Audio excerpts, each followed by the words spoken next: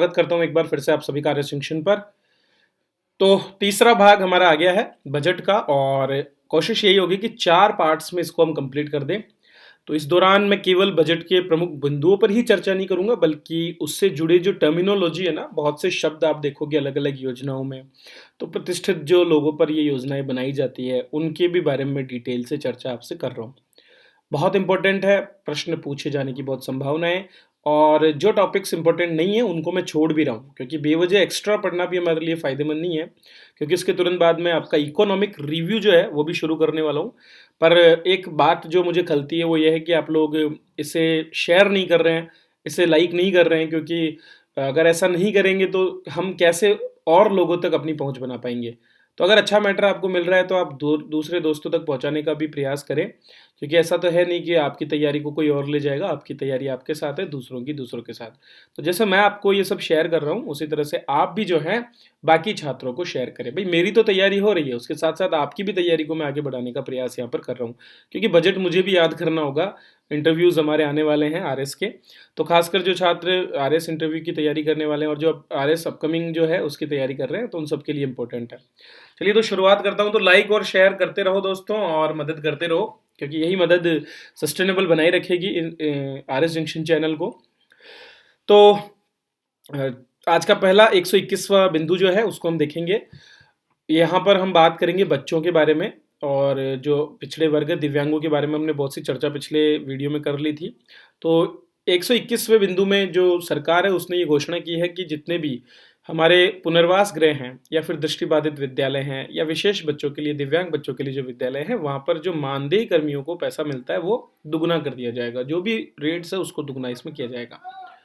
अगला टॉपिक 122वां, नेहरू बाल संरक्षण कोष। ठीक है, नेहरू बाल संरक्षण कोष बच्चों के संरक्षण के लिए और ऐसे बच्चे जो भटक गए हैं रास्तों से उनको संरक्षण देने के लिए बनाया गया। और इसी के क्रम में जो हमारे बच्चे हैं, आज देखा जाता है कि इंटरनेट और टेलीविजन के प्रभाव में बच्चों में नशे की प्रवृत्ति बढ़ती जा रही है। इसके अलावा आज जो पेरेंट्स समय नहीं दे पाते हैं बच्चों को, उसकी वजह से भी वो जो है नशे की ओर प्रवृत्त होते हैं।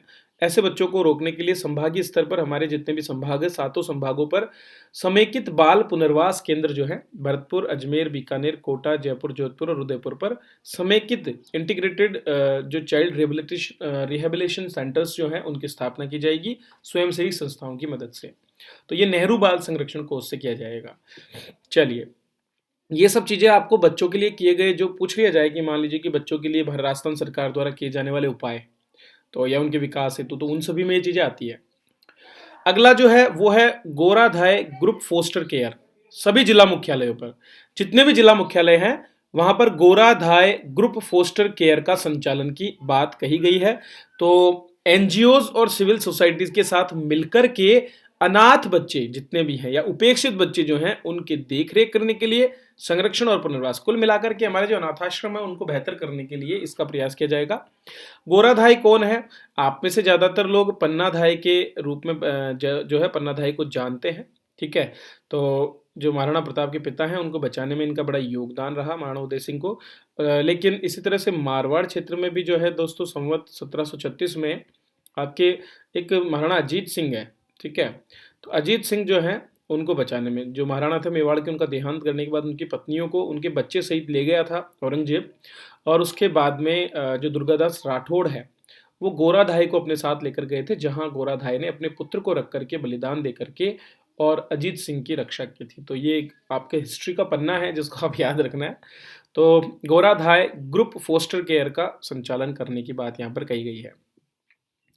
नेक्स्ट है नंदघर योजना। तो केंद्र के साथ मिलकर के नंदघर योजना की शुरुआत वेदांता ग्रुप और अन्य जो हमारे विभिन्न प्रकार के निजी क्षेत्र के बड़े उद्यम हैं उन्होंने की थी। और इसके अंतर्गत जो आंगनबाड़ी है, आंगनबाड़ियों को बेहतर बनाने के लिए वहाँ पर सोलर पैनल्स की व्यवस्था, टॉयलेट्स की व्यवस्था, ई लर्निंग की व्यवस्था करना और महिलाओं को स्किल प्रदान करने जैसी गतिविधियों के लिए जो है व्यवस्था उन्होंने की।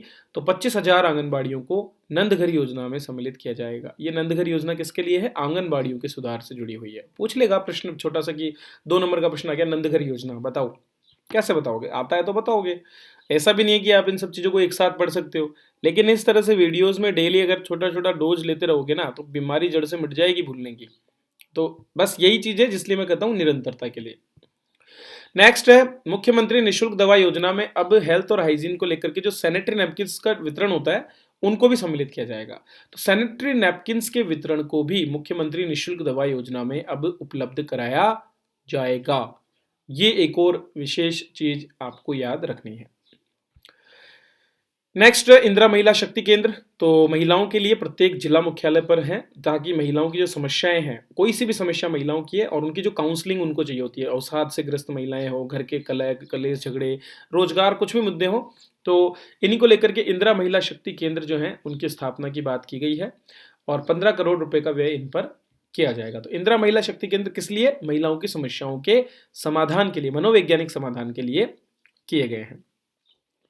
आगे महिलाओं को आर्थिक रूप से सशक्त बनाने के लिए राजीविका, राजस्थान ग्रामीण आजीविका विकास परिषद है एक राजीविका, 2010 में हमने जो है इसकी शुरुआत की है और इसके माध्यम से जो हमारे स्मॉल हेल्प ग्रुप्स जो हैं, स्वयं सहायता समूह, सेल्फ हेल्प ग्रुप्स है ना, उनकी मदद से महिलाओं को सशक्त बनाने का काम किया जा रहा है।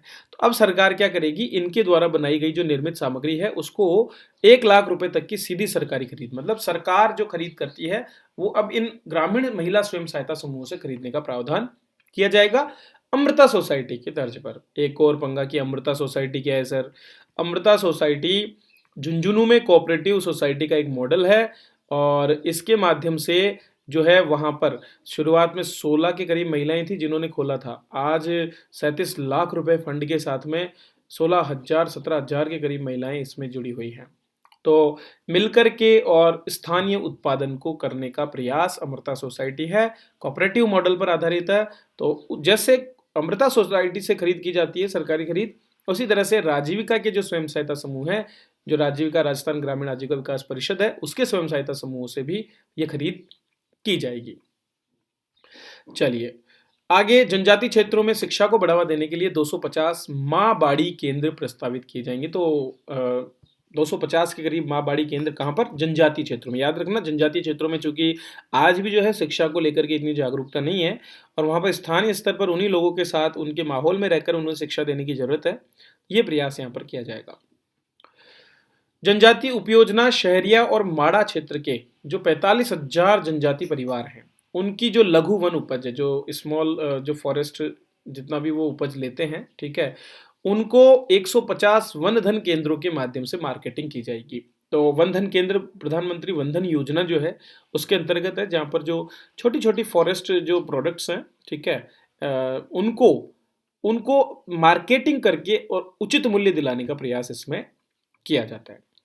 जनजातीय क्षेत्र में ही और विकास के लिए 2013 में एक लीलूड़ी बडली शहीद स्मारक बनाया गया था, शहीद आदिवासियों की स्मृति में। 5 मई 1922 ये वो तारीख है जब मोतीलाल तेजावत जो हैं उनके नेतृत्व में एक ही आंदोलन हुआ था। कौन सा आंदोलन? एक ही आंदोलन। और उस दिन अंग्रेजों की गोलियों से काफी लोग शहीद हुए थे। सिरोही जो है वहां पर एक गांव है, क्षेत्र है भूला क्षेत्र, वहीं का गांव है लीलूड़ी बडली। तो लीलूड़ी बडली नामक स्थान पर जो है एक शिलान्यास किया गया था मेमोरियल का, और उस मेमोरियल को अब पूरा करने की बात कही गई है। तो याद रखना, लीलूड़ी बडली कांड जो है वो भी जुड़ा हुआ है मोतीलाल तेजावत के एक ही आंदोलन से, जो 5 मई 1922 को अंग्रेजों के खिलाफ आदिवासियों को एकजुट करके किया गया था। नेक्स्ट देखते हैं शहीद सैनिकों की वीरांगनाओं और अविवाहित शहीद सैनिकों के माता पिता के लिए जो 3,000 भत्ता है वो अब 5,000 हो जाएगा। इसके अलावा शहीद सैनिकों के आश्रित माता पिता के भरण पोषण के लिए जो 3 लाख की एफडी है उसको 5 लाख कर दिया जाएगा। ये शहीदों के लिए। स्वतंत्रता सेनानियों की जो पेंशन राशि है 25,000 से बढ़ाकर 50,000 सीधे ही। देखो पहले 10,000 मिलते थे ना, अब उसको 25,000 किया था और अब 50,000 प्रति माह इसको कर दिया गया है। देवस्थान विभाग के जो पुजारी हैं अंशकालीन, उनको मानदेय अब बढ़ाकर के 3,000, और जिनको 3,600 मिलता था उनको 5,000 मिलेगा। ये ज़्यादा इंपॉर्टेंट नहीं है, इंपॉर्टेंट ये वाला है, ठीक है, ये बहुत इंपॉर्टेंट है, स्वतंत्रता सेनानियों का आपको याद रखना है। चलिए आगे बढ़ते हैं। आधारभूत संरचना में आपकी नई राज्य सड़क नीति लाई जाएगी, बस, और कोई इंपॉर्टेंट नहीं है, फालतू की बातें हैं बाकी सारी। आगे चलते हैं अपन, ठीक है। 2021 से 2026 5 साल के लिए नई राज्य सड़क नीति लागू होगी, जब भी आएगी तब बात कर लेंगे। आगे चलो, बहुत सी सड़कों के बारे में दिया हुआ है, किसी काम का नहीं है, हमें नहीं पढ़ना है ये सब, क्योंकि इन सब चीज़ों को ना तो आप याद कर सकते हो ना की बात, ठीक है। तो मैं सीधा अगले टॉपिक पे चलता हूँ। मैंने पहले से ही हाईलाइट कर रखा है कौन कौन से टॉपिक पढ़ाने हैं आपको। तो मैं जैसे छोड़ रहा हूँ वैसे आपको भी इन सभी टॉपिक्स को छोड़ना है। चलो आ जाओ। विधानसभा के निकट आवास बनाए जा रहे हैं ताकि हमारे जो जितने भी विधायक हैं वो वहां रह सकें। और उसके बाद अब जो है नई दिल्ली स्थित कॉन्स्टिट्यूशन क्लब, तो जो हमारे सांसद हैं उनके लिए एक क्लब है, कॉन्स्टिट्यूशन क्लब के नाम से जाना जाता है। उसी तरह से जयपुर में भी एक कॉन्स्टिट्यूशन क्लब बनेगा जहां पर सभी, चाहे वो पक्ष या विपक्ष के हों, सभी विधायक आपस में बैठ करके जो भी उनके मनोरंजक गतिविधियां हैं उनको कर सकते हैं। तो लेजिस्लेटिव फर्टर्निटी मतलब सौहार्द जो है उसको बनाए रखने के लिए ये कॉन्स्टिट्यूशनल क्लब बनाया जाएगा, ऐसी घोषणा की गई है। चलिए फिर आगे चलिए और देखते हैं अगला टॉपिक क्या है।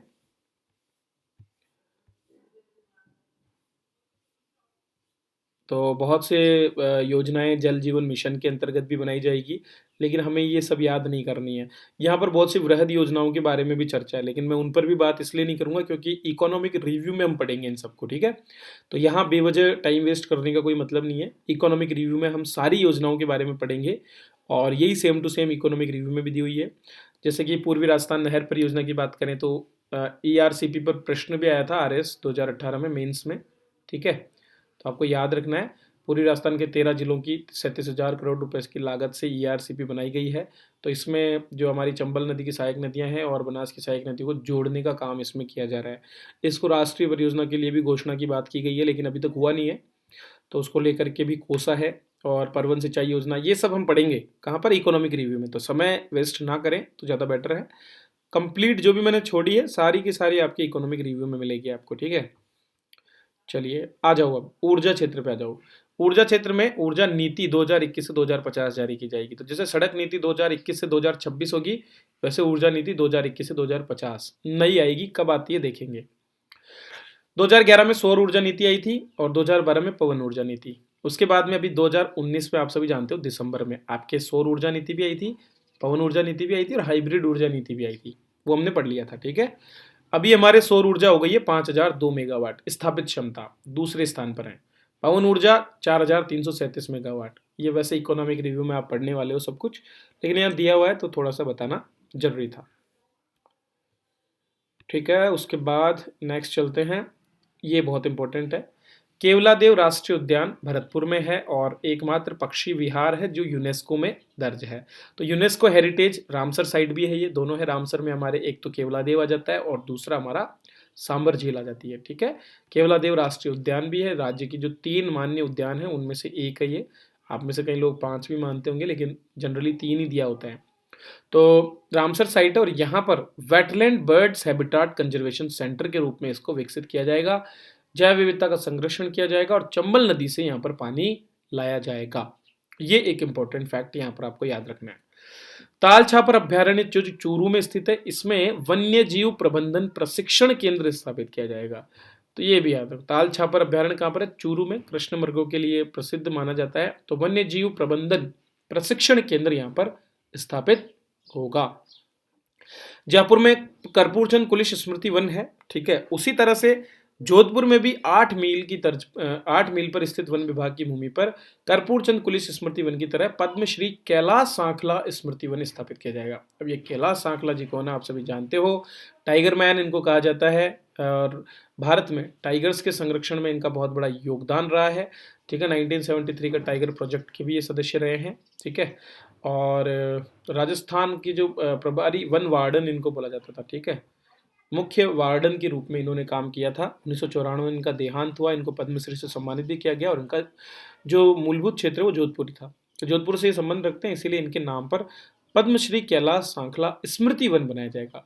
जैसे राजस्थान पत्रिका के जो संस्थापक थे कर्पूर चंद्र कुलिश, उनकी स्मृति में स्मृति वन जयपुर में है, वैसे ही पद्मश्री कैलाश सांखला स्मृति वन बनाया जाएगा जोधपुर में, ठीक है। इसमें walking track, yoga park, herbal garden आदि विकसित किए जाएंगे।